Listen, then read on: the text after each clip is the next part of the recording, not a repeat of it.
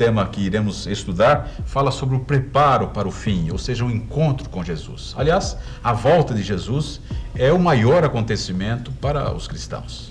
A esperança da segunda vinda dá significado à fé e também sentido à nossa vida. Cristo nos chama a estarmos preparados para a ocasião da sua volta. O convite não vem só, mas vem também com os meios para que nós possamos atender este convite. Além de Jesus chamar, o Espírito vem para nos capacitar para atender este chamado. Qual deve ser a nossa atitude? Devemos responder e levar uma vida em harmonia com Deus e então reconciliarmos a nossa vida com a vida de Cristo Jesus, através da justificação que Cristo oferece a cada um de nós. Essa rendição deve ser acompanhada do crescimento na graça e de uma vida constante na comunhão, do companheirismo com o nosso Salvador Jesus Cristo. Nosso programa Lições da Bíblia, ele vai tratar do nosso preparo para o fim de todas as coisas, o encontro com Jesus. Vamos introduzir o assunto deste convite que Deus nos faz para vivermos com Ele por toda a eternidade. Em dois trechos da palavra de Deus, o apóstolo Paulo escreve em 1 Tessalonicenses capítulo 2, verso 12, diz: para que vocês vivam de maneira digna de Deus, que os chamou para o seu reino e glória. E Romanos 3, 25 diz: Deus o ofereceu como sacrifício para propiciação mediante a fé, pelo seu sangue, demonstrando a sua justiça, e em sua tolerância havia deixado impunes os pecados anteriormente cometidos. Pastor Gerson, no primeiro texto, Paulo fala que Deus os chamou, Deus nos chamou. No segundo texto, ele fala que Deus ofereceu a Jesus como propiciação. Vamos discutir um pouquinho essa primeira parte. Deus chamou, depois ofereceu como propiciação. Em primeiro lugar, a questão do reino de Deus é um chamado. É um chamado feito a cada indivíduo, não somente coletivo, mas a cada indivíduo. E esse chamado não é nada mais do que um convite, porque está fundamentado no princípio universal dos seres inteligentes, que eles têm o livre-arbítrio. Então, este convite é feito de tal maneira que a pessoa pode aceitar ou pode rejeitar. E esse convite é feito a fim de que, como já vimos, a pessoa se torne mordomo. E como é do reino de Deus, esse convite se faz também para sermos embaixadores, representantes desse reino aqui nesse mundo, aguardando uma promessa, a promessa que Cristo fez de voltar outra vez. Então, o convite é, na realidade, uma honra para aquele que o recebe, porque convite para ser filho e, como filho, ser herdeiro e herdar com ele todas as coisas. De maneira que é a mais alta honra que pode ser concedida a um ser mortal como o homem. Pode ser convidado por Deus para viver com Ele por toda a eternidade. Agora, esse outro termo, propiciação, que o apóstolo Paulo, o que quer dizer propiciação? O que nós temos que notar é o seguinte, que em Isaías capítulo 59, versículo 2, nos diz que o pecado separa o homem de Deus. Esta separação de Deus afeta ao próprio Deus. Deus foi destronado do coração da criatura. E então Deus foi ofendido. E a palavra propiciação era usada entre os gentios, entre os pagãos, no sentido de o indivíduo, através da sua de penitências, ele tornar novamente propício aos deuses, os deuses ficarem aplacados na sua ira, para que houvesse agora novamente um acordo entre o ser humano e os deuses. Agora, é interessante notar que no cristianismo, embora se use a mesma palavra propiciação, é Deus que se entrega para purificar, para penitenciar-se por causa dos pecados do homem. Então é exatamente o contrário do que acontecia no paganismo. Enquanto o homem precisava se penitenciar para tornar-se propício aos deuses, agora no cristianismo, Deus é que se oferece para pagar a culpa do homem e assim tornar-se novamente propícia. Não que Deus tivesse precisasse ser aplacado em sua ira, mas a sua justiça precisava ser satisfeita, uma vez que o sistema moral que Deus estabeleceu é um sistema perfeito e não admite, note, não admite desculpa para os erros. É interessante notar que, como nós vimos no versículo, Deus Deus deixou impunes os pecados cometidos para depois punir o próprio Filho, para que através da consequência do pecado, isto é, da morte do Filho, a justiça de Deus pudesse ser satisfeita. Ou seja, o Filho veio para pagar a nossa culpa, a nossa... Correto. Deus veio para pôr o ponto final no pecado e não no pecador, não? Para resgatar-nos. Isso é maravilhoso. Agora, um outro texto, João capítulo 16, verso 8, diz: quando ele vier, convencerá o mundo do pecado, da justiça e do juízo. Pastor Ivan, qual é o papel do Espírito Santo? O que aqui Jesus está falando a respeito do Espírito Santo? Qual é o papel do Espírito Santo com respeito a esse convite para todos nós? O papel do Espírito Santo, uma vez que Deus oferece o chamado, o papel do Espírito Santo é convencer o indivíduo a aceitar esse chamado. Por isso que o texto diz, ele convence. Ele dá ao ser humano a capacidade de aceitar aquilo que Deus está oferecendo. O ser humano, pela própria natureza, não teria condições de aceitar esse chamado, pela natureza do pecado, mas o Espírito Santo, ele dá força, ele dá poder, ele dá condições, e o ser humano acaba se convencendo que a sua forma de viver, a vida que ele está levando, não é a melhor maneira, e ele sente o desejo de uma mudança de vida, uma transformação de vida, que é provocada pelo Espírito Santo, e aí as coisas então começam a acontecer na vida desse indivíduo. Nós encontramos na história da igreja primitiva, apostólica, quando Pedro fez o seu primeiro discurso, está registrado lá no livro de Atos, no capítulo 2, e no verso 38 nós encontramos a resposta das pessoas àquele discurso, ou aquele sermão de Pedro. E eles disseram, aliás, Pedro convidando eles, arrependam-se cada um de seus pecados e sejam batizados. Então agora eles queriam saber o que eles deveriam fazer, e esta foi a resposta que Pedro deu àquelas pessoas, depois eles aceitarem este convite, certamente influenciados pelo Espírito Santo, não é? E então, o termo que Pedro usa é, olha, vocês agora devem se arrepender. Agora, o que significa, pastor Gerson, esta questão do indivíduo se arrepender dos seus pecados para se voltar-se na direção de Jesus? É interessante que, ligando aquilo que disse o pastor Canhadas, que o Espírito Santo convence o homem do pecado, da justiça e do juízo, quando a consciência do homem chega a acusá-lo de que ele foi culpado de alguma coisa e agora sentir-se entristecido porque cometeu um ato pecaminoso, já é um trabalho também do Espírito Santo.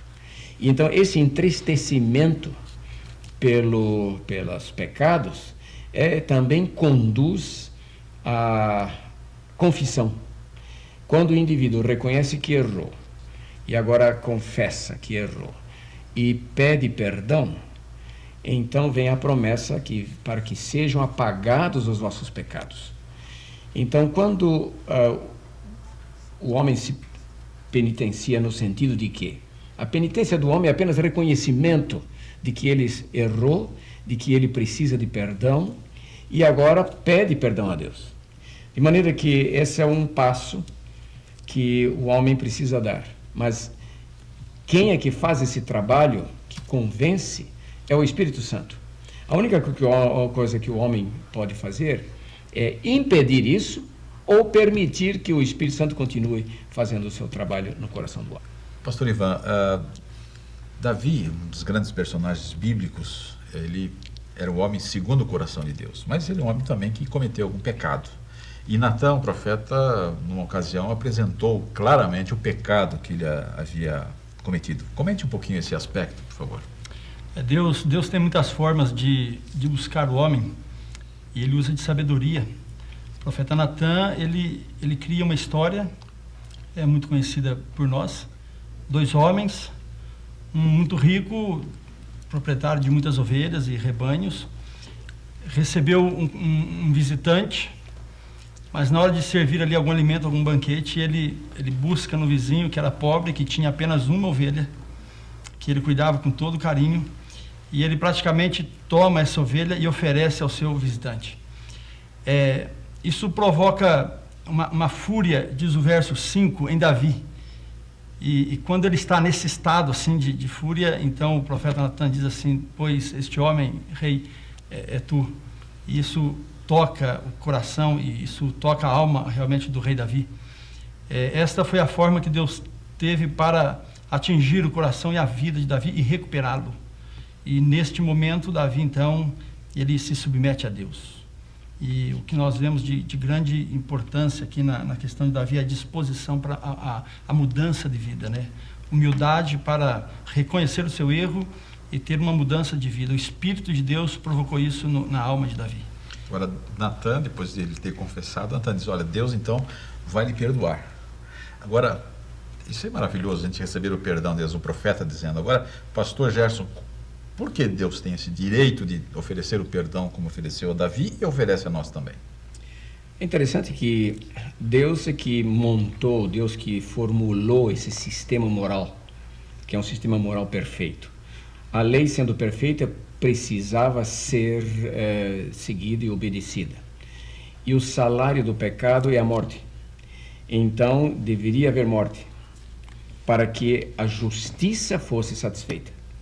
Agora, que direito Deus tem de perdoar o pecador, é exatamente que ele pagou a conta. Jesus Cristo, morrendo na cruz do Calvário, pagou as consequências, sofreu as consequências da transgressão do homem.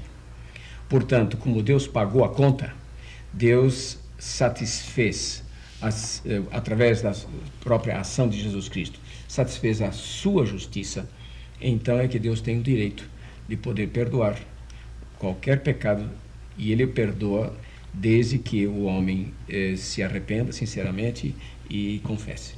É bonito nós compreendemos, porque muitas pessoas vivem num mundo de muita pressão psicológica, pressão mental, por algum ato cometido, e se sente culpado, se sente peso, né? Peso na consciência.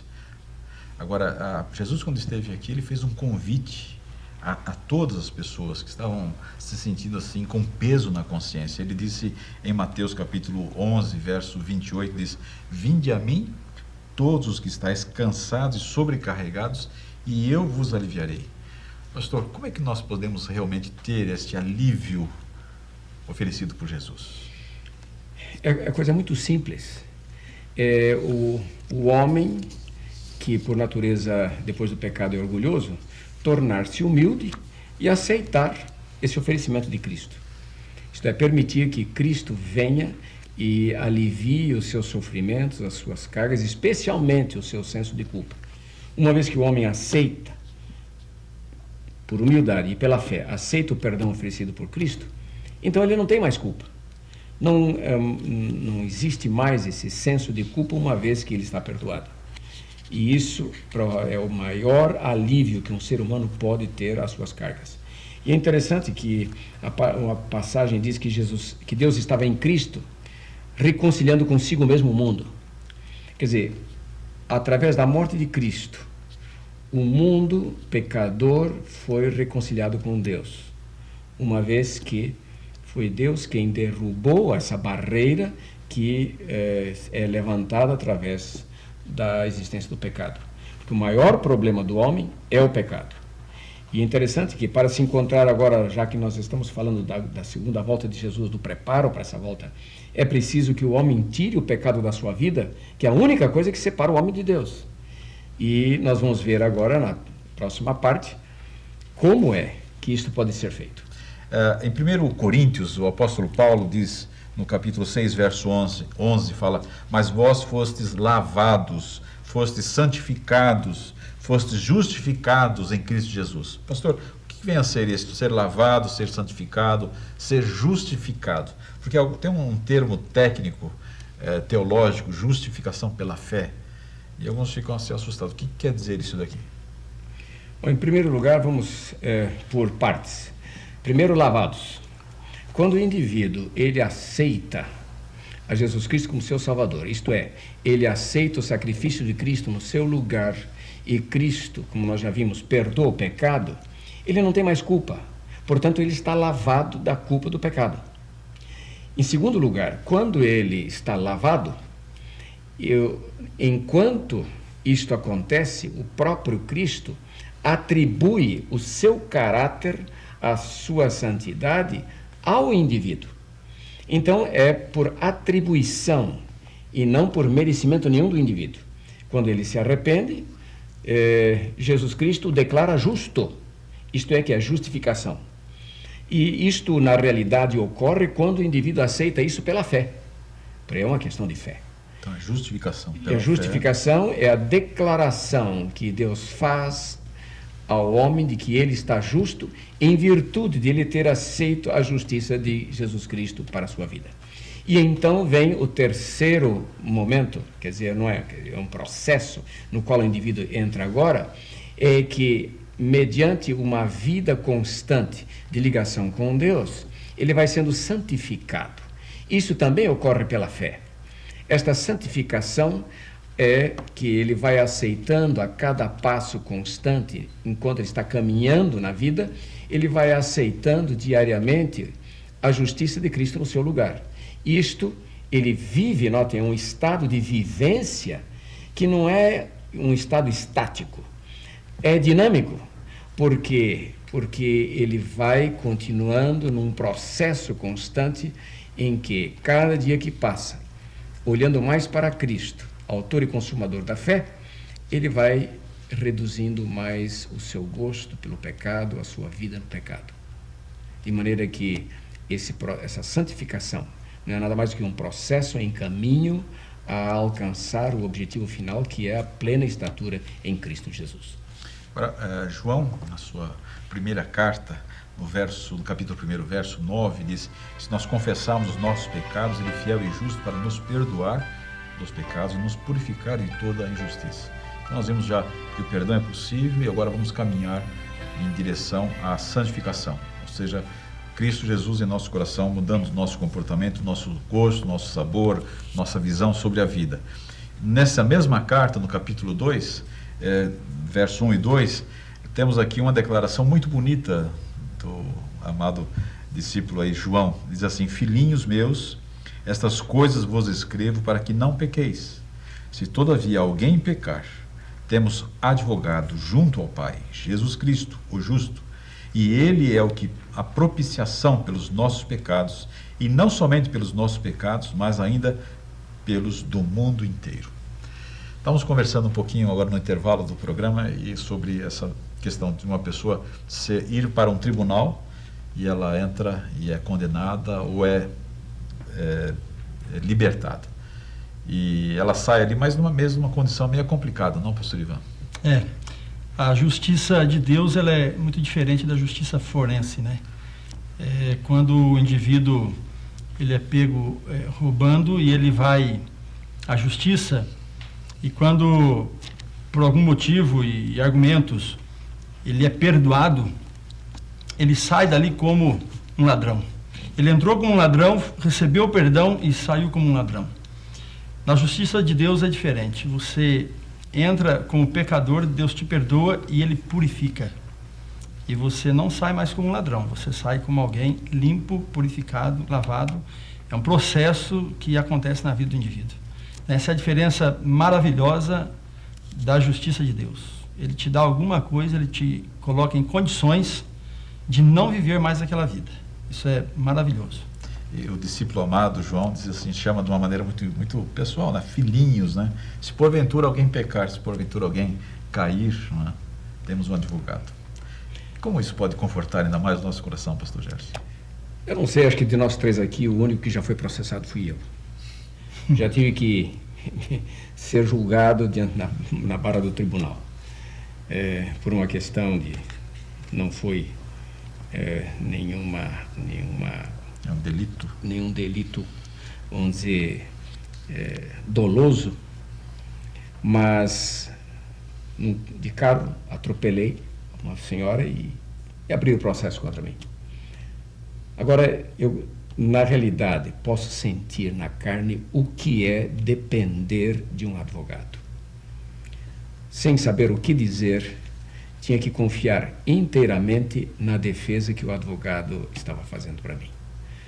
E é um senso de alívio tremendo quando a gente se sai do tribunal sendo justificado, não perdoado, porque não tinha culpa, mas declarado inocente, e ainda o juiz fazer um elogio por ter atendido a vítima e assim por diante.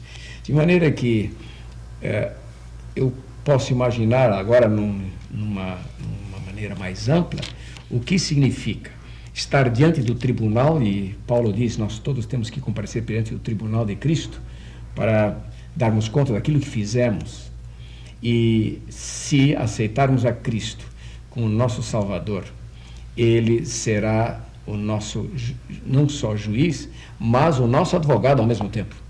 Então, através do seu sofrimento, Ele poderá nos isentar de qualquer culpa, uma vez que nós o fizemos o nosso Salvador. É uma maneira maravilhosa como Deus nos trata e pode trazer o perdão, o alívio. Temos alguém que podemos confiar grandemente. Agora, um personagem bíblico muito interessante que nós encontramos na Palavra de Deus, lá no seu primeiro livro, em Gênesis, no capítulo 5, nós encontramos a história ali, naqueles capítulos, sobre Enoque. E um verso muito interessante, andou Enoque com Deus, e já não era, porque Deus o tomou para si. Andar com Deus, pastor.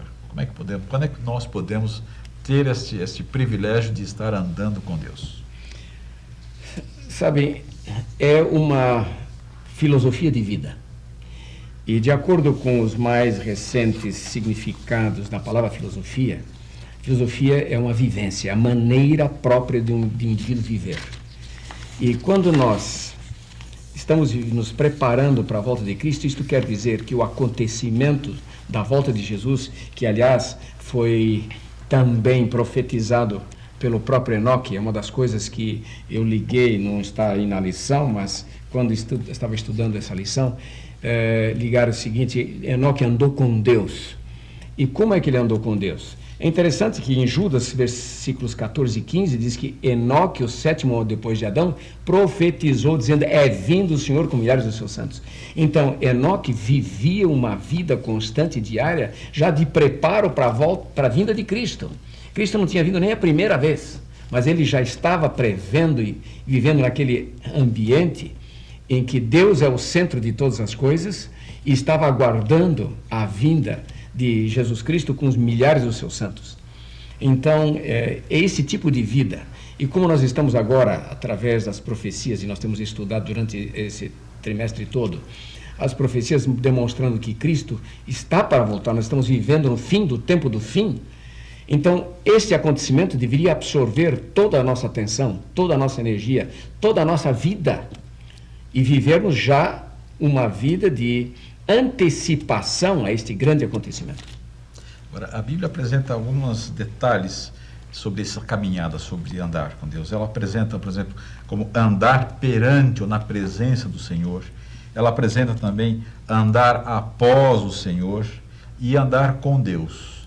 3 termos utilizados, 3 maneiras. Agora, esta andar com Deus, a de Enoque, eu acho que é a mais propícia para cada um de nós, não? Como é que podemos, pastor Ivan, que o senhor que cuida desta área sobre a mordomia cristã, nós somos mordomos de Deus e temos que cuidar e zelar pelas coisas que Deus colocou na nossa vida, como nós podemos andar com Deus? Por favor, exemplifique um pouco mais. Você sabe que a pessoa de Enoque, ela é muito usada dentro do contexto mordomia cristã, embora a Bíblia fala muito pouco a respeito dele, mas o suficiente, porque foi o suficiente para ele estar com Deus. Em termos bem práticos, assim, eu vejo Enoque da seguinte forma: quando Deus dizia assim, Enoque, eu vou andar por aqui, Enoque dizia assim, Senhor, eu também vou. Sabe, Enoque, eu gosto disto. Senhor, olha, eu posso não gostar, mas vou aprender a gostar. Resumindo, Enoque, aquilo que Deus pensava a respeito das coisas, Enoque também pensava. O que Deus pensava sobre o sábado, o que Deus pensava sobre salvação, o que Deus pensava sobre relacionamento, o que Deus pensava sobre, enfim, todos os aspectos da vida cristã, Enoque também pensava e vivia. Esse é o andar com Deus, é uma vida prática, em harmonia com os princípios de Deus, não é? É isso que nós precisamos desenvolver na nossa vida. Aquilo que Deus pensa a respeito das coisas é o que eu penso e pratico. Então essa é a questão prática da vida de Enoque. Agora nós vimos através do estudo, Davi, por exemplo, um homem que era segundo o coração de Deus, mas caiu, errou, mas foi justificado, foi perdoado. Os passos na nossa vida dependem muito da nossa condição de aceitarmos este andar com Deus. Através do estudo da palavra de Deus, seria uma maneira de nós vermos o que Deus pede para a nossa vida, então colocarmos. Nós fizemos uma série de estudos, esse é o 13º estudo, sobre as grandes profecias apocalípticas. E todas as profecias estavam apontando para a volta de Jesus, estavam apontando para um mundo renovado, um mundo novo.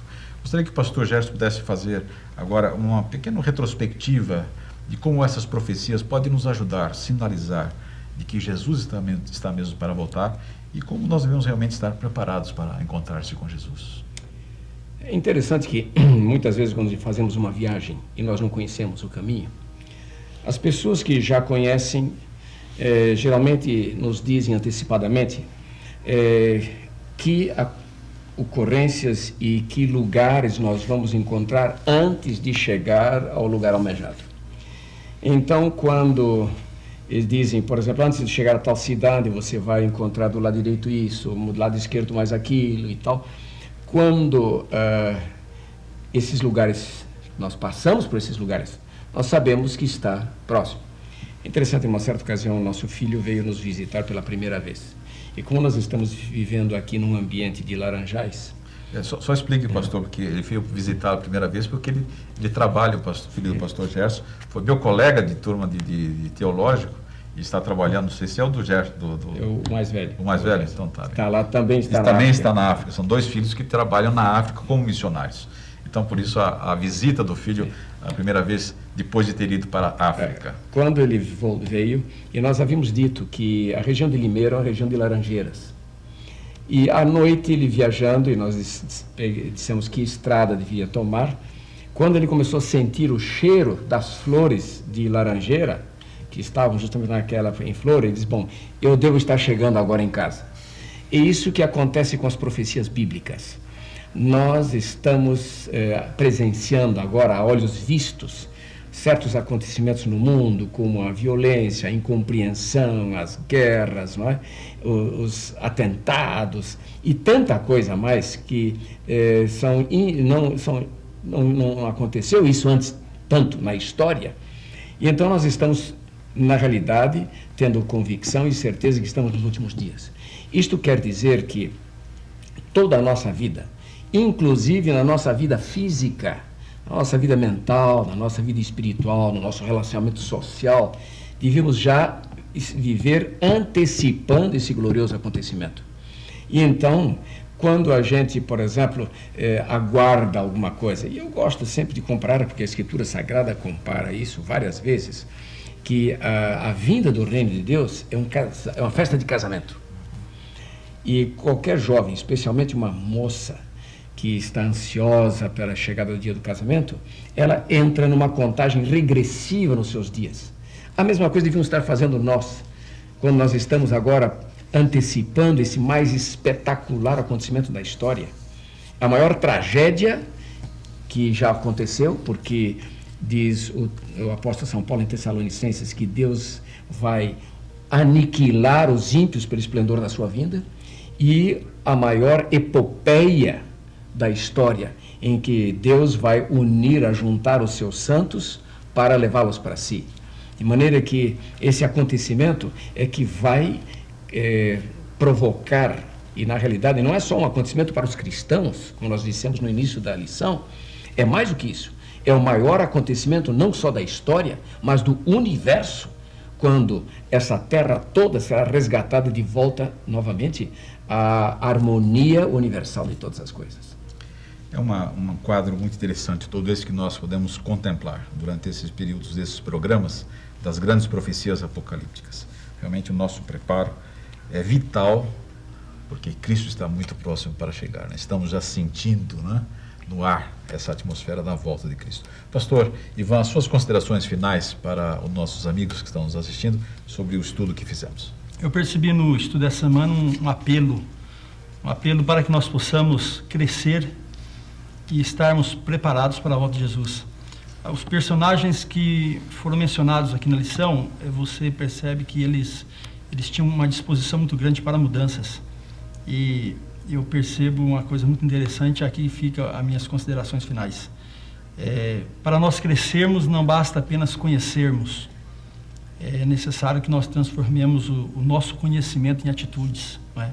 No nosso dia a dia, que nós possamos ir demonstrando pela nossa vida a presença de Cristo real na nossa vida, por todos os detalhes que nós possamos apresentar, que Jesus esteja presente. Então, essa disposição para a mudança, e quando ela acontece, então realmente nós estamos crescendo, e crescendo em graça, e aguardando com alegria a volta de Jesus.